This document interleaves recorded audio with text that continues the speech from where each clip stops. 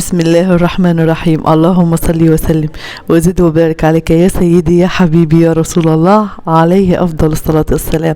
خواتي حبايبي، صباح الورد وصباح الفل عليكم. النهاردة إن شاء الله أنا عند أمي زي ما أنتم عارفين، وأنا وأخواتي أعوذ بالله من كلمتين رايحين كده نازلين نتفسح مع بعضنا. يعني أمي لمتنا كده ورحنا إيه إن شاء الله كده رايحين جنينة أو حديقة عندنا هنا في وجه بحري. امي كانت واقفه معايا هي واخواتي، طبعا لمينا بعض كده. من احلى الفيديوهات على قلبي لما بنكون هنا في وجه بحري، والله العظيم. عارفين انتوا انه مبسوطه جدا، وهنا اللي ورايا واللي قدامي وخالتي حاجه حلوه، يعني حاجه بتخليكي كده بترجعي عمرك وطفولتك كله في البلد اللي انت اتربيتي وانشأتي فيها. دخلنا بقى القريه ديت. دي قريه عندنا اسمها قريه الشيخ محمد. عيالي بقوا فرحانين مع امي ومع اخواتي، عيال اختي في برضه اخوات تانيين برضه ما جوش، بس عشان ظروف الشتاء طبعا هم في قريه يعني. واختي الكبيره ربنا يخلي لها اولادها يا رب. زي ما انتم بقى شايفين، بصوا فيها ديناصورات، فيها الحاجات دي لعب، بس بقى فيها ايه، فيها يعني حيوانات كتير. بصوا هي قريه في حته حلوه جدا، واحلى حاجه كمان اللمة كده. امي بقت مش عايزه نسيبها. بصوا اخواتي يعني والله نحس كده ان انا رجعت صغيره. فالواحد فعلا لازم لكل اخت يبقى ليكي اجازه صيف اجازه شتاء عند اهلك. شوفي لو انت زي حالتك كده مثلا في غربه، لا لازم فعلا كده بتحس ان انت بينهم على طول، بتجددي في حياتك. عارفه يعني تاخدي لك اسبوع زي حالتك كده ولا حاجه، ترجعي بنفسيه حلوه، ترجعي بيتك ليكي قبول لبيتك، ليكي قبول ان انت جددتي من حياتك، جددتي من عيشتك. بتحس ان يعني في وسط اخواتك لبس، انت ممكن مثلا في البلد اللي انا فيها هنجيب لبس، هنجيب حاجه الكلام ده، بس مع نفسي. لكن ما اكون عند اخواتي، ايه رايك في مثل الطرحه ديت؟ لا مروه الطرحه دي حلوه، لا الطرحه دي وحشه، مروه لا ده كذا عليكي، لا بنحط كريم مش عارفه يفتح البشره كذا. يعني تحسوا ان انتوا كده العمر ما جراش بيكم، تحسوا لا انتوا لسه السن بتاعنا الصغير. والله حاجه تفرح حقيقي.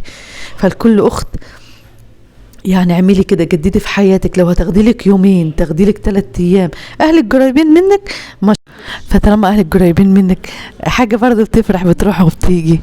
والله انا بقيت مبسوطه عشان اخواتي، عشان عيالي، عشان امي. يعني في تغيير، اللي هو برضه عيالي جت فسحت هنا، راحوا وجم ولعبوا مع عيال خالتهم. فعشان كده الغربه وحشه، لازم ان الواحد يجرب من اهله ومن ناسه. كنت ماشيه بقى كده، امي كانت برضه بتتفرج في بقى بغبغانات، في زحالف، في يعني حاجه. هي القريه شامله كله. بقيت ماشيه نقول لهم تعالي يا دجاجه هنا، يعني من دلعها يا ده الاسم اللي احنا كلنا مطلعين عليها، من ندولها بيا دجاجه. وكانت برضه ام محمد ايمان. يعني بصوا الجو كان حلو، ظروفنا ان الجو كان حلو، الدنيا شمس كده. اللعبه دي برضو دخلوا بيت الرعب، بقت العاب ياما يروحوا ويجوا هنا. ايوه اسيوط عندنا فيها، بس ما فيش الكلام ده، يعني فيها حاجات محدوده. ودي زحالف زي ما انتم شايفين اهيت. وكانت دي برضو اسمه فرخ الغيط. هي فيها كل حاجه بقت، يعني عارفين انتم متنوعه من الطيور من الحيوانات والحاجات دي. ما شاء الله بصوا الجمال، حاجة كده تخليكي تروحي في حتة تانية حقيقي. والله كل ده لما بكوني مضغوطة وتكون البيت والدراسة والعيال وجيتي أماكن زي كده، بصي بتفك نفسيتك، بتبقى نفسيتك حلوة، بتجددي في حياتك، بتبقى الحاجة تحس إن في حاجات جديدة في حياتك. كنت واقفة عند النعامة، كل ما نيجي نحط ايدي كده اللي جاي جاري. بالظبط. وكنت واقفه انا ايمان اختي، في نسر كبير مش واخده بالنا، فكان جاي من ورا كده، فلا منظر حلو حقيقي. بصوا وده طاووس، يعني حاجه بتخليكي تروحي في حته تانية حقيقي. الواحد كان مبسوط خالص. بصوا ما شاء الله، بصوا الحيوان ده او الطيور، يعني حاجه حلوه كده. والزرافه ديت هم يعني ايه حاجه عاملينها زي منظر كده، بس بجد هي حلوه وواسعه ونظيفه، وفيها اكلات حلوه، وفيها قعدات حلوه. وده بقى اللي هي النسانيس الصغننه دي، كان عيالي برمي لهم كاراتيه، عيالي وعيال اختي وبتاع كنزات كده كانوا بياخدوها برضو يشربوا منها. لا فبجد منظر حلو خالص.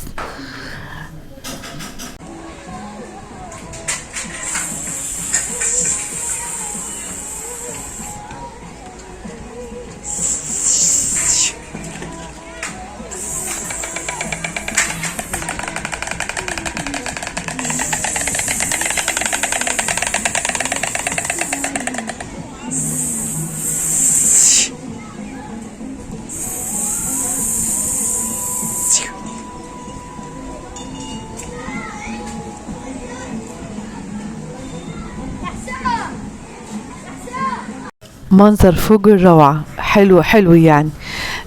دخلنا ركضنا عربيات.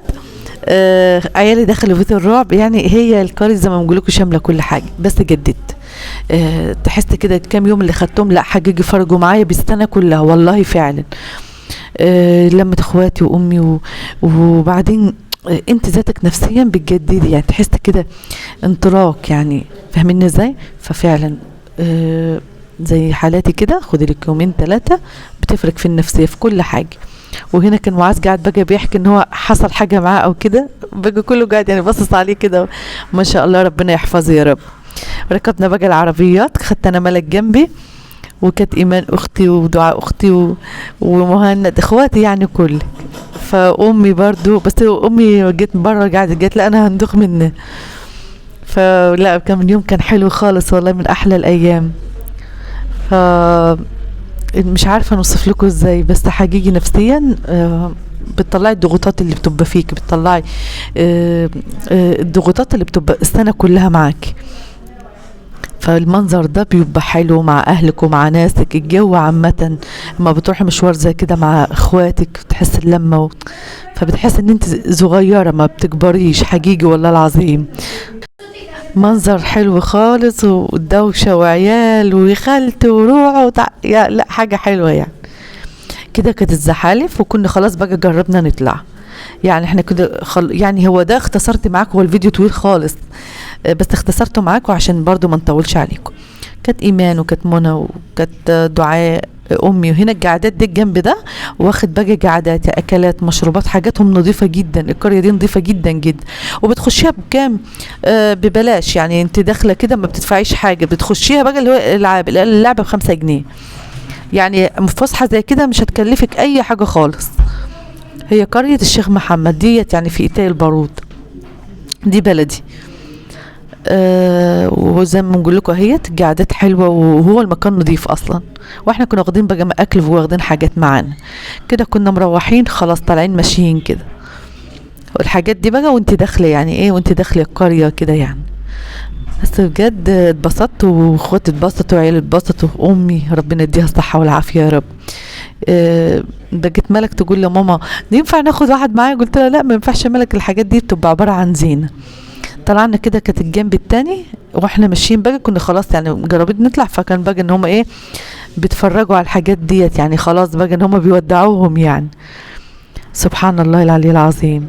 دي كانت اديها ملبس معاذ، اديها ملبس. بصوا فتحته، سبحان الله يا رب، سبحان الله فعلا.